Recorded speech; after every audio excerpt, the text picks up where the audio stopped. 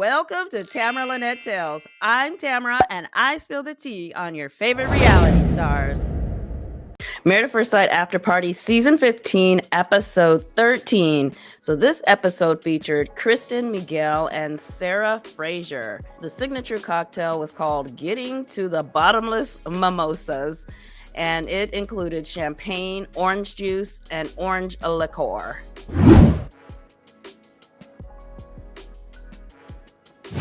They showed the scene where Miguel told Lindy that he'll probably never say that it's going to last forever. And Keisha asked, why are you creating problems that don't exist? He said, I have a bad habit of being in relationships too long and I don't want to be complacent. But now you're overcompensating by being pessimistic about everything. Like, lighten up, Dungeons and Dragons. Then they showed the scene where Miguel met with Lindy's friend and talked about how he would like Lindy to get to the root of her anger and work on it. He said he's dealt with this type of anger himself and it took him years to work through it. And old girl has already been to therapy, so this is what she's like after seeking help. So make sure you have Pastor Cal's number on speed dial. So Keisha asked Krysten if she's seen this side of Lindy, and she said yes, do not mess with Lindy and food. And Miguel said what we didn't see is that in many of the scenes, he'd be off camera passing her food and snacks. Dang, that sounds like he's taking a page out of a lion tamer's playbook, feeding her raw meat and bugs to keep her calm. Keisha asked him what he's learned about himself by being on the show. He said he's learned to trust the process more and getting out of his head, like less devil's advocate, and trusting Lindy and what she's saying.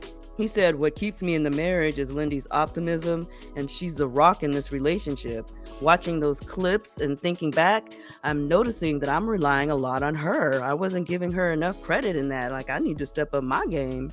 Okay, I like this acknowledgement that you need to step it up. They seem to get along well. I believe their biggest challenge will be Lindy's Real Housewives temperament. Like over the top and dramatic when she's mad. If she can take it down a few notches, I believe they have potential to have some Married at First Sight babies.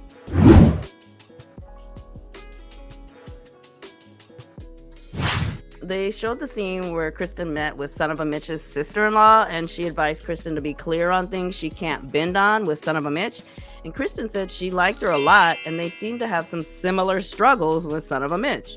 Then she brought up whether or not Son of a Mitch would want cloth diapers. She said she can't imagine what that would be like. Now, back in the day, that was how they did it. Diapers are expensive. If he's willing to wash the poop cloths, go ahead and save that diaper money for therapy that kid is going to need after having Son of a Mitch as a father. Then she said, I wonder if he would want to have a say in my menstrual business. He basically said, do your own thing, but try to be less wasteful as possible. And Keisha said, what does that mean? She said, have you ever heard of menstrual cups? I haven't. I had to look it up. These are inserted in the vagina during the menstrual cycle. I'm cool on that. I'm not sticking a miniature plunger in my sugar bowl.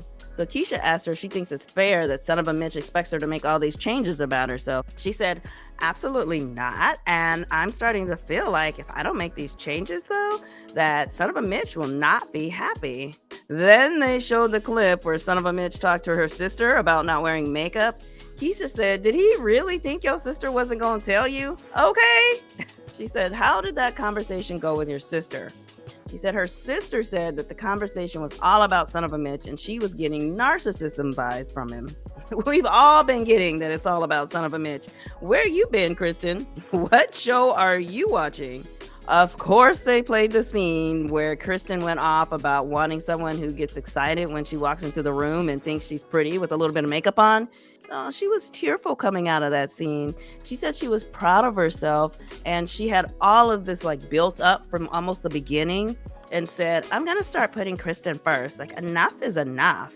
Now, it's unfortunate that it took being bullied in your own marriage to realize that your happiness matters too, but stop pulling those punches, girl. We are here to see you put him in check. So Keisha asked what she thinks in general about Son of a Mitch's behavior. She said, wow, does he have no idea what it's like to be in a relationship and love someone? Because it's just constantly like a punching bag of someone who doesn't know how to speak to women. No, he doesn't know. His last relationship was 8 years ago, and I believe he said he's never been in love and has never had a long-term relationship. So you're pretty much his training day, his starter wife. Keisha asked if there's anything Son of a Mitch can do at this point, and she said yes, he can say all the things I've been wanting him to say this whole time and start thinking about me instead of himself. We could have the best remainder of this experiment. He can pledge his love to me on decision day, and I think that would be something I could work with. Girl, you need to add that he needs to get therapy, sex classes, a house cleaner, and stop wearing your sandals to that list. Keisha asked, what keeps you in this marriage? She said, what keeps me in the marriage is that we're married. And the point of this is to give each other a chance. And we do have some great times together. You've given him 79 chances. At some point, you got to ask yourself, do you want to be married to someone who wishes you were someone else? Or do you want to hang out at the club with Alexis to find a husband that loves you for you? They showed the scene where Ben and Caddy decided to get a divorce, and Krysten said that she thinks that they realized early on that they were not a match personality-wise, and they used all these little things that we're seeing to get out of the marriage. Both of them did that. I liked hearing an insider's perspective on them. What she's saying makes sense because both of them seem to be rejecting each other in their own way throughout the entire season. So Krysten said she spoke to Caddy and Ben on what type of personalities work best for them. Caddy said she wants an alpha. She has alpha energy, and she wants somebody who can match her energy or supersede her energy. Keisha said they may be in a damn UFC ring. I don't know if they need that much alpha. Okay, thank you. 2 alphas at the level she's giving it? Somebody's gonna catch a case. So Krysten said she thinks Ben needs a gentle soul that matches his. Now that seems obvious to me because he didn't know what to do with all that Jerry Springer energy that Caddy was bringing to this relationship. But if anybody is gonna come out of this season a better person, it's gonna be Ben because he's great at reflecting inwards, communicating why he behaved a certain type of way, and now knows to avoid nurses who are one class away from their BSN with alpha energy who do Muay Thai. I'll see you in the next video.